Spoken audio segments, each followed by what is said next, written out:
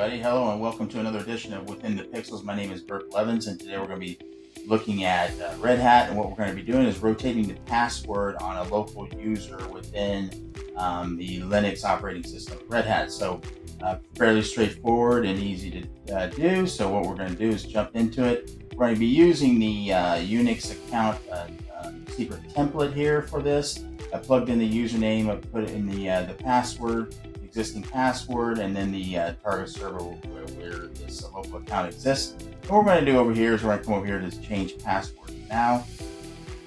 And we're going to change it to a random password, and we'll see it come up here, and it'll be pending for a moment.